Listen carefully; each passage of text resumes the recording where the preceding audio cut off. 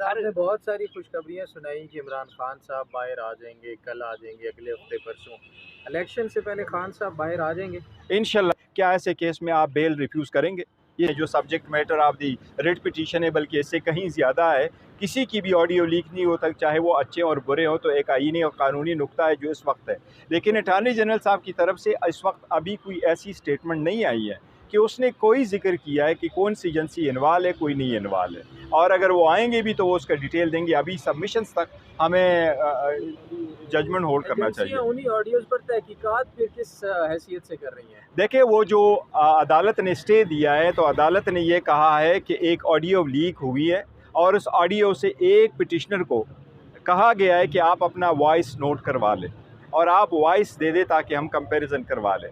जिसका additional attorney general ने कहा कि एफआईए ने ऐसा नहीं किया, ये पुलिस वालों ने कोई जिक्र किया हुआ है। लेकिन अभी उस पर कोई ख़त्मी फैसला नहीं आया, उन्होंने नहीं जिक्र किया कि ये वाकई लीक एजेंसी की तरफ से। सर इमरान खान साहब वज़ीर आज़म थे, उनके अंडर सिविल एजेंसी आती है, उनकी बतौर वज़ीर आज़म ऑडियो लीक्स हुई, तो क्या वो इतने कमज़ोर वज़ीर आज़म थे कि उनके होते हुए ऑडियो लीक्स होती गई उनकी अपनी? दूसरा ये भी बता दें कि वज़ीर आज़म साबिक़ वज़ीर आज़म इमरान खान इस बात की तायीद भी करते रहे हैं कि ये होना चाहिए, ये मुल्क की सिक्योरिटी के लिए, मुल्क के लिए मफाद में। देखिए, एक मैटर जब अदालत में आ जाए और फिर सारे लीगल और कॉन्स्टिट्यूशनल इशू इन्वॉल्व हो, बात ये नहीं है कि ऑडियो लीक्स नहीं होने चाहिए। बात ये हो रही है कि किन सर्कमस्टांसेस में होनी चाहिए। आज भी कानून में जिक्र मौजूद है कि ऑडियो रिकॉर्डिंग हो सकती है। लीक अलग चीज़ है, रिकॉर्डिंग अलग चीज़ है। अगर ऑडियो आप रिकॉर्ड करते हैं तो वो कहते हैं जी किसके पास इख्तियार है। टेलीकॉम एक्ट के तहत फेडरल गवर्नमेंट के पास इख्तियार है कि वो करे, और फेडरल गवर्नमेंट अपनी एजेंसी को आगे डेलीगेट करे, उसकी भी होनी चाहिए कि कौन सी एजेंसी करेगी।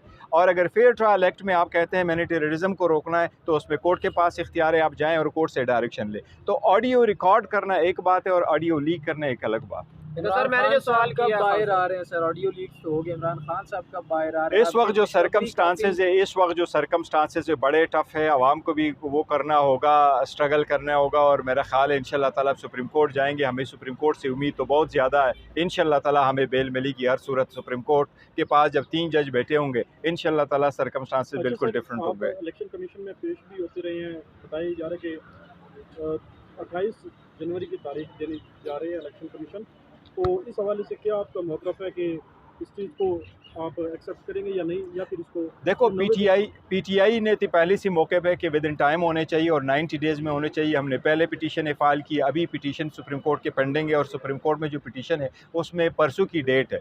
2 तारीख उसमें फ़िक्स हुई है सुप्रीम कोर्ट ने, और 2 तारीख में सुप्रीम कोर्ट के जो ऑब्जर्वेशन इलेक्शन कमीशन ने देखे, शायद उसकी वजह से इलेक्शन कमीशन वहाँ एक रिपोर्ट जमा करा रही हैं कि 28 तारीख को हमारे जो फ़ाइनल कंस्टिट्यूएंसी होगी वो हम पब्लिश करेंगे, और उसके साथ साथ हम शेड्यूल देंगे। अब चूँकि लेट तो हो गया, लेकिन अगर जनवरी का भी शेड्यूल आ जाता है तो बेहतर है। लेकिन ये ज़रूर शेड्यूल ऐसा हो कि सुप्रीम कोर्ट की ऑर्डर में वो शेड्यूल इटसेल्फ रिप्रोड्यूस हो, ताकि वो subject to all just legal exception वो ऑन टाइम हो जाए, तो ये ज़रूरी है। सर आपने बहुत सारी खुशखबरियाँ सुनाई कि इमरान खान साहब बाहर आ जाएंगे, कल आ जाएंगे, अगले हफ्ते परसों।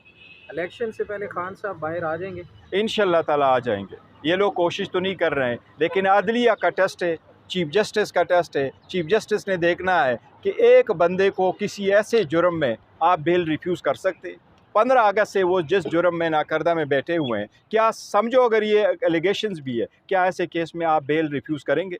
ये अदलिया का टेस्ट है, ये अदलिया का बड़ा इम्तिहान है, और अदलिया ने साबित करना है ये इंडिपेंडेंट है, स्ट्रांग है, और आवाम की बुनियादी हकूक़ की तहफ़्फ़ुज़ के लिए इमरान के बहुत ज़्यादा सपोर्टर है। 27 साल से एक मुल्क के लिए, सुप्रीमेसी ऑफ कॉन्स्टिट्यूशन के लिए, सुप्रीमेसी ऑफ पार्लियामेंट के लिए, कानून के लिए, बालादस्ती के लिए, इंसाफ के लिए कोशिश की है। वो आज जेल में खुद पड़ा है और इंसाफ के लिए आवाज़ लगा रहा है। मैं समझता हूँ कि इमरान खान साहब जो है वो माफ़ी तलाफ़ी की तरफ आ रहे हैं। नहीं, कोई माफ़ी तलाफ़ी की तरफ कोई नहीं है, वो हम पहले से तरदीद कर चुके हैं। कोई ऐसी बात नहीं है कि डील होगी या माफ़ी तलाफ़ी नहीं है। नैब में ज़मानतें उसके लिए क्या कर रहे हैं? कोई और पिटीशन डाल रहे हैं कि उसकी समाअत जल्दी की जाए, क्योंकि अगर साइफर में निकले तो नेब के केसेस है 2 है, वो हमारे रिवीजन पेंडिंग है। लास्ट टाइम बाबर सत्तार साहब का यही कहना था कि मैं नहीं सुन सकता, तो इसलिए वो नेक्स्ट है, अभी उसमें 6 तारीख की हियरिंग होगी इंशाल्लाह। सर, ये इंतखाबात केस में जस्टिस काजी सईद ईसा ने बड़ा कैटेगरी का लिखा है लास्ट हियरिंग में, ये कि सदर का काम है इंतखाबात की तारीख देना। ये सदर, उन्होंने कहा जब कोई आईनी अदारा अपना आईनी काम नहीं करता तो नतायज कौन भुगतती है,